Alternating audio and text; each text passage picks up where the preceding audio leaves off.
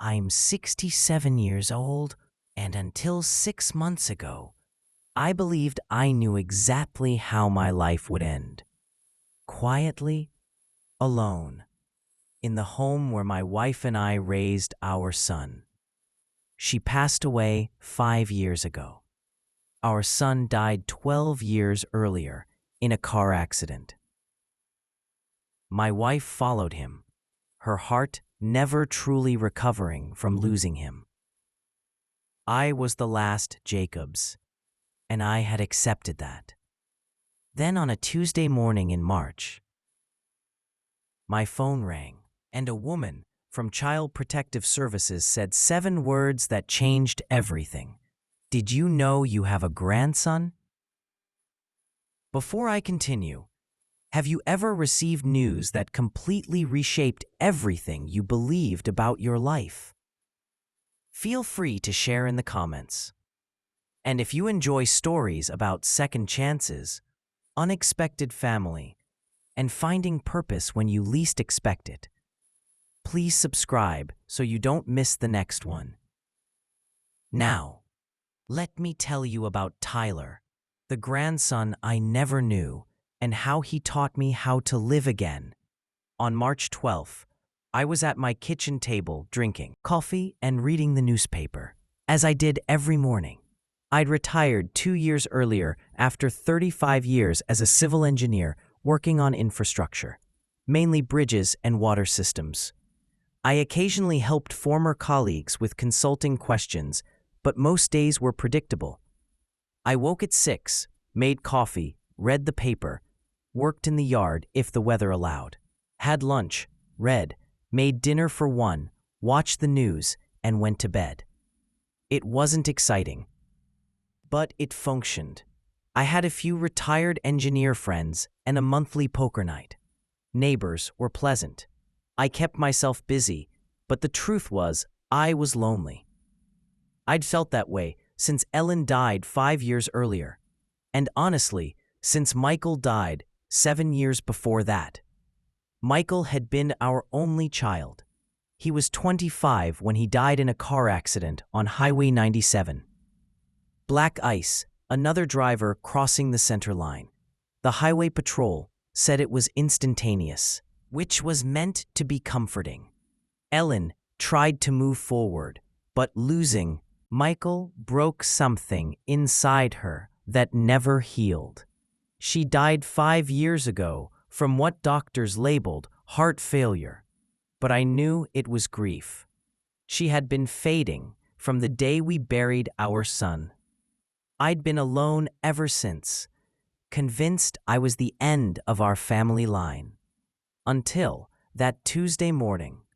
Mr. Jacobs. Frank Jacobs? Yes. Who's calling? My name is Kendra Samuels with Child Protective Services in Deschutes County. I'm calling about your son, Michael Jacobs. My grip tightened. My son died 12 years ago. I know, sir. I'm sorry for your loss. But are you aware your son had a child?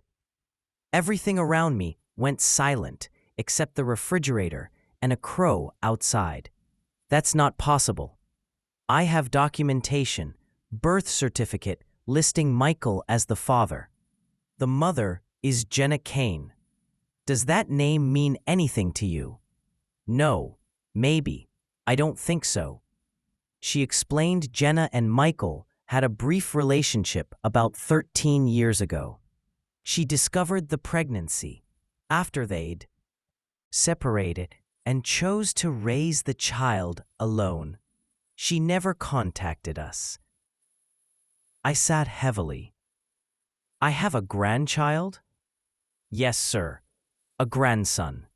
His name is Tyler. He's 12. I tried to take it in. Why call now? Why after 12 years? There was a brief pause. Mr. Jacobs, Miss Kane is terminally ill. Pancreatic cancer. She has no family or support. She's trying to arrange care for Tyler after she passes. She asked us to locate you.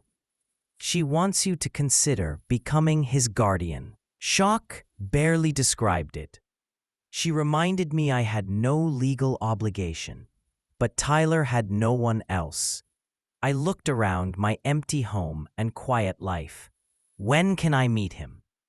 3 days later, I drove to St. Charles Medical Center.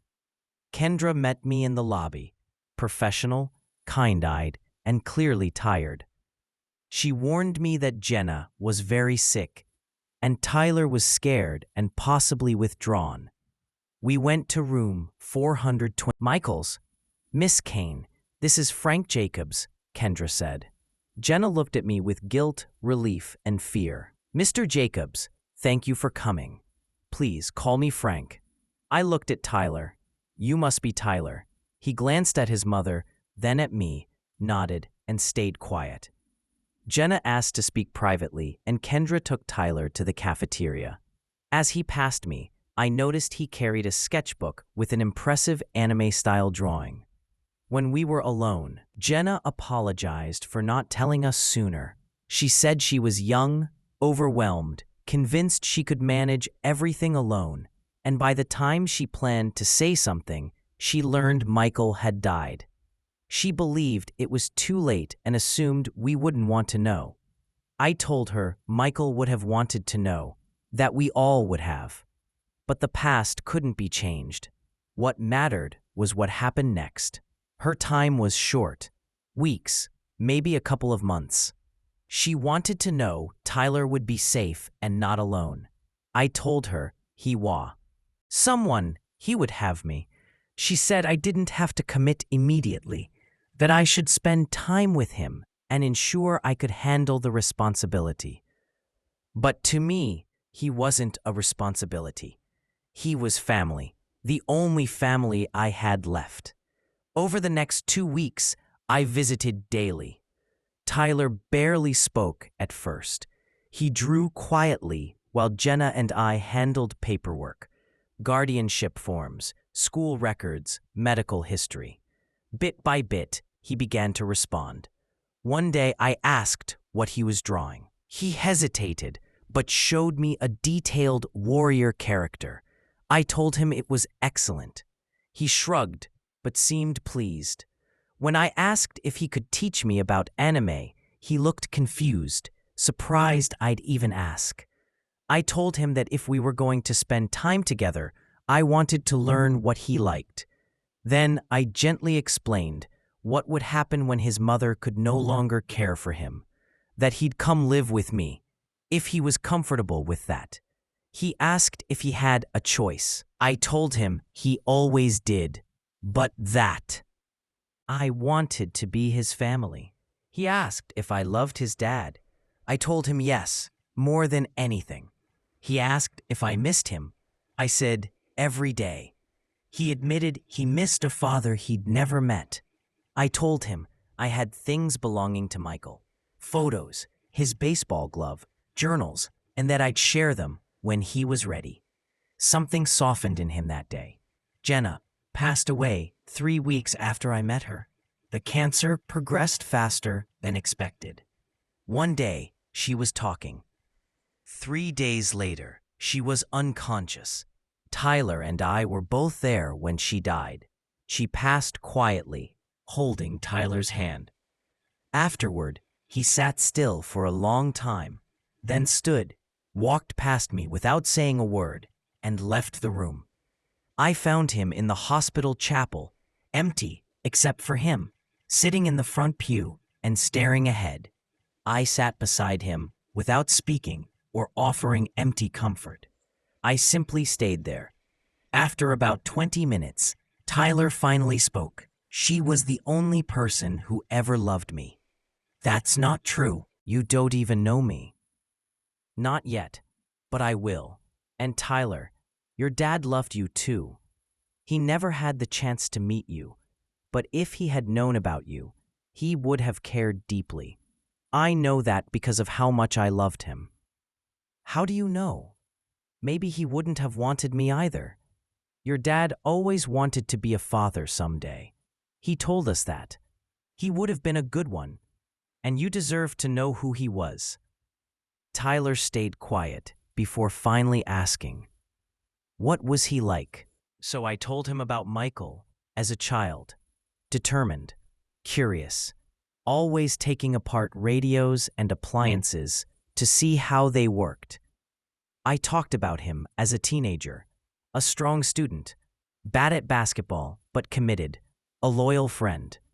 Then about him as a young man studying engineering, excited for his first real job, wanting to contribute something meaningful. Tyler listened closely, absorbing every detail. "He sounds cool." He was, and you remind me of him. The way you focus when you draw, think before speaking, and you have his eyes. I do? Exactly, same color, same shape. It's like seeing him again. Tyler's face tightened, and he began to cry, deep, painful sobs. I put my arm around him, and he leaned against me, and we stayed there in the quiet chapel while he mourned the mother he'd lost and the father he never knew. And I grieved too, for my son, for Ellen, and for the years we'd missed with this child, for the way life can keep breaking you, even when you think there's nothing left to break. Tyler moved into my home the day after Jenna's funeral. He had been staying at a neighbor's place before that. It was obvious right away that neither of us knew what we were doing. I had set up the guest room, cleaned it, bought new sheets, added a desk. It looked neat but impersonal, like a hotel room. Tyler stood there with his 2 suitcases and glanced around. "This is my room for now. We can change the furniture, paint the walls, whatever you want. It's fine." It wasn't fine, but we both tried to pretend it was. The first week was difficult. Tyler barely spoke, not just quiet, but the silence of grief. After dinner, he went straight to his room. He hardly ate. He didn't watch TV or use the computer. He simply existed. I tried to give him room while also being available, but I didn't know what a 12-year-old needed. I didn't know how to support him while I was still working through my own grief. I eventually called Kendra Samuels, the CPS worker. "I don't know what I'm doing. He barely eats, barely talks. I feel like I'm failing." "You're not failing, Frank. He just lost his mother, and now he's living with someone he barely knows. Give him time. Just be present." So I tried. I knocked gently on his door at night. "Do you need anything? Water? An extra blanket?" "I'm fine." "Okay.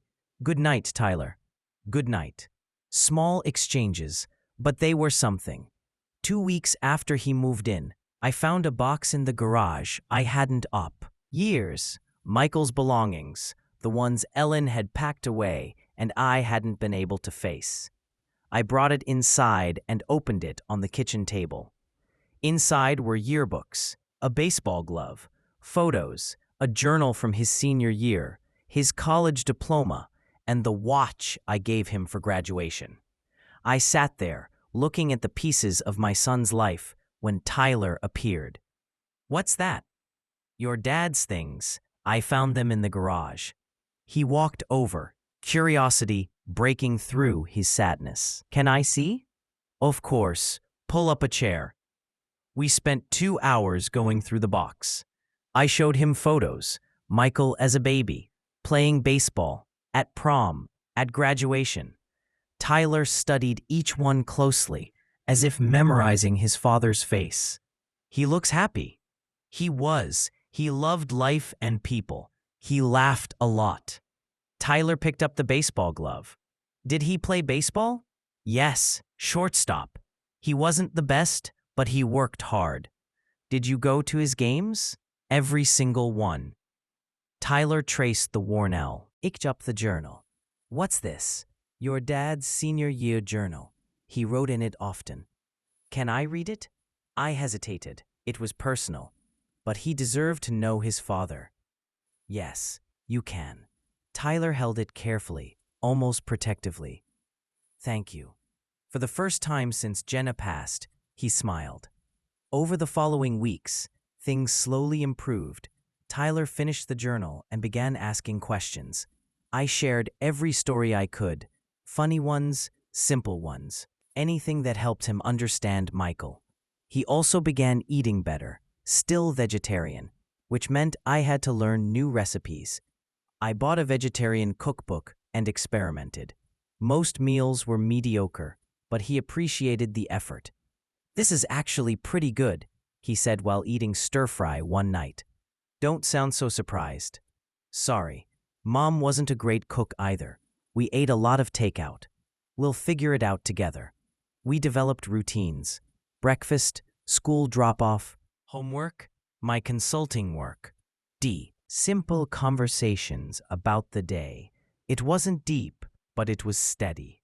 6 weeks after he moved in, Tyler walked into the garage with Michael's glove. "Can we try?" "Try what?" "Baseball. You said my dad played. Maybe you could teach me." I looked at him holding that glove and felt something shift. "Yes, let's try." We went to the nearby park. I brought my old glove and a ball. I taught him how to catch and throw. He struggled, missed catches, wild throws, but he kept trying. That determination reminded me so much of Michael. After an hour, he caught 3 throws in a row. "I did it." "You did. Nice work. Can we come back tomorrow?" "Absolutely." On the walk home, he asked, "Do you think my dad would be proud of me?" "Tyler, he'd be incredibly proud. Not because of baseball, but because you keep trying. That's what he would have admired." Tyler smiled, a real one. "Thanks, Grandpa." It was the first time he called me that. I had to look away so he wouldn't see me. 3 months after he moved in, we had our first real conflict. Tyler had been distant all week, short replies, going straight to his room. On Friday, I knocked on his door. "Can we talk?" "I'm busy. Just a minute." He opened the door reluctantly. "What's going on?" "Nothing." "Tyler, I can tell something is wrong." "You wouldn't understand. Try me." He glared. "There's a father-son camping trip next weekend. Everyone's going. I can't go because I don't have a father. Happy now?" "Tyler, and don't say you'll take me. You're not my dad. You're just the person who ended up with me because my mom died and nobody else wanted me." The words hung in the air. I took a breath. "Is that what you believe? That I got stuck with you? Isn't it true?" "No, it's not. When I learned about you, I could have said no, but I didn't. I said yes because you're my family. You're my grandson. From the moment I saw you, I knew I wanted you in my life. But you didn't, Eve." "No, but I wanted to. And now that I do, I'm even more grateful you're here." His anger softened. Really, I know I'm not your dad. I can't replace him. But I am your grandfather. And if the school has a father-son trick, then we're going." "You'd go?" "Tyler, I'd do anything for you." "I thought you knew that." He looked down. "Sorry for what I said. You don't need to apologize. You're allowed to be angry. You're allowed to miss your mom. But you're not allowed to think you're unwanted. Because you are wanted." He hugged me, quick but real. "Can we really go on the trip?" "Absolutely. I'll call the school tomorrow." The camping trip was chaotic in the best way. I hadn't camped in decades. I forgot half of what we needed.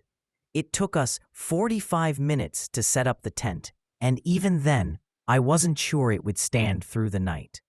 Tyler found it hilarious. "Grandpa, you're terrible at this." "I'm aware. Thank you. We should have watched a YouTube video." "That would have helped. Still, we managed. We cooked hot dogs, vegetarian ones for Tyler, attempted s'mores, and talked with the other families. If anyone thought it unusual that Tyler was there with his grandfather instead of his father, they were kind enough not to mention it. That night, lying in our slightly uneven tent with our flashlights casting shadows along the fabric, Tyler said, "Thanks for coming, and thanks for inviting me. I was worried people would think it was strange that you're my grandpa instead of my dad." Did they? No, I told him. Actually, Mr. Grant, Sam's dad, said it was great that I came.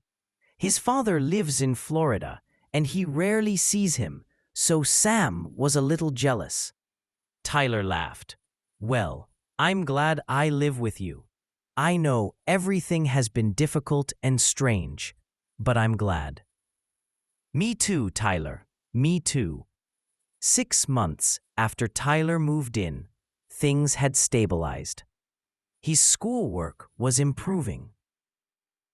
Not perfect, but he was putting in real effort. He joined the art club and slowly started making friends. He still drew all the time, and I had begun hanging his artwork on the refrigerator, like any proud parent would. We played baseball at the park twice a week. Tyler was getting better. He had caught a pop fly the previous weekend and was proud of it for days. We also developed a weekly routine. Saturday morning pancakes. He helped me make them. Vegetarian, of course. And we'd eat together while he talked about whatever anime he was watching. I rarely understood the plots, but I loved listening to him explain them.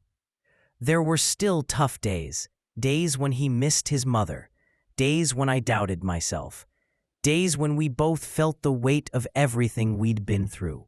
But we were managing, rebuilding a life from what remained. One Saturday, about 8 months after Tyler moved in, we were at the park when a baseball rolled over from another field. A kid around 13 or 14 ran over wearing a youth league jersey. "Hey," he said to Tyler, "you're pretty good. Do you play?" "Not really," Tyler answered. "Just with my grandpa." "You should try out for the league. We need more players." "I'm not good enough. Half our team isn't great. It's just for fun. Tryouts are next month." After he left, Tyler looked at me. "Do you think I could try out? Would that be dumb?" "Not at all," I said. "If you want to try, we'll make it happen." "But what if I'm terrible?" "Then you'll be terrible, but you'll be trying." Tyler thought about it. "Okay, let's do it." He made the team, just barely, but he made it. The coaches put him in right field, where the ball rarely went, and he struck out more than he hit. But he attended every practice, worked hard, improved bit by bit, and I went to every game. I sat with the other parents, cheered when he caught a ball or got on base, and comforted him when he struck out. "I'm sorry I'm not better," he said, after a rough game where he struck out 3. "Tyler, you played with everything you had. That's what matters." "But I let the team down." "No, you didn't. Trying your best never lets anyone down." By the end of the season, Tyler had earned a few hits, made some solid catches, and even stole a base. The team didn't win the championship, but Tyler didn't seem to mind. "I had fun," he said, as we walked to the car. "I'm proud of you for not being great at baseball," I told him. "For showing up, working hard, and never giving up." He smiled. "My dad would have liked that, right? That I didn't quit. Your dad would have loved everything about you." A year after Tyler moved in, Kendra Samuels visited for a follow-up. "We cleaned the house." Tyler's idea. "We need to look good," he'd said. He even baked cookies from a box mix. When Kendra walked in, she looked around at Tyler's artwork on one wall, his backpack near the door, and a half-built Lego set on the coffee table. "This looks like a home," she said. "It is," Tyler answered. "It's our home." "How are things going?" she asked. Tyler looked at me, then at her. Good. It was really hard at first. I miss my mom, still do, but he's been really great. He came to all my games, even though I'm not very good. He learned how to cook vegetarian food. He watches anime with me, even though he doesn't get it. And he tells me stories about my dad. And you, Frank, she asked, how's it been for you? I took a moment. Honestly, I had no idea what I was doing. Most days, I still feel that way. But it's also been the best year I've had in a long time.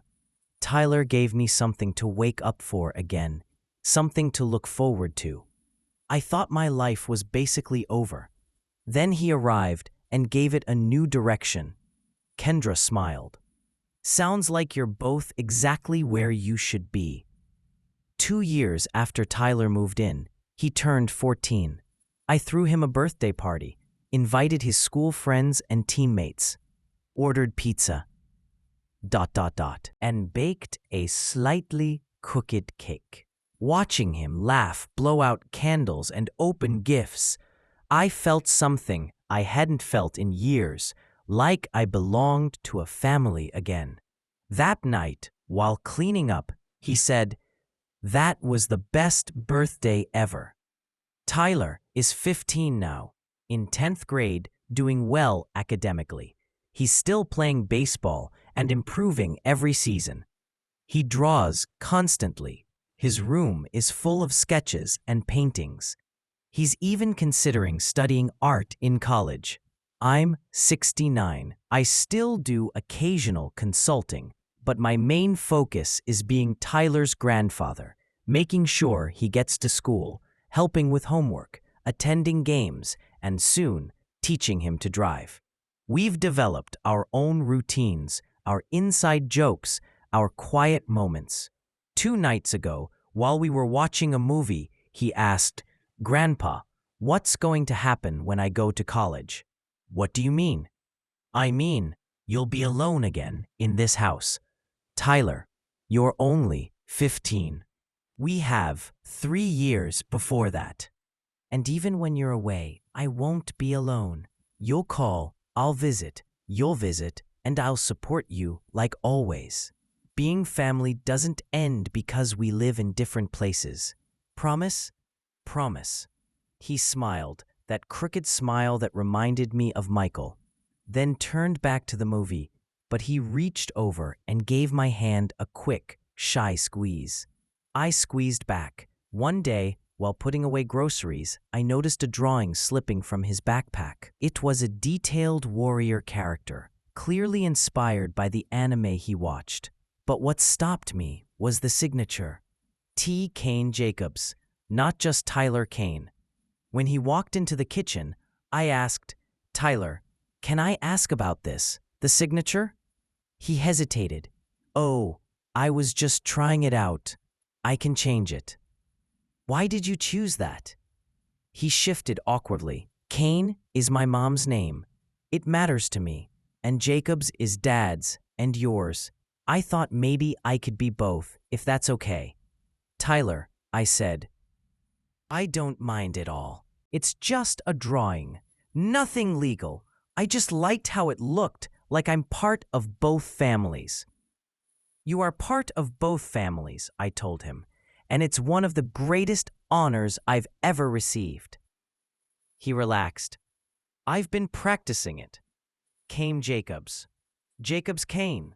Sometimes just TKJ. I don't know which I like best. "You don't have to decide yet. You have time." "And you don't think it's weird to use a name from someone I never met?"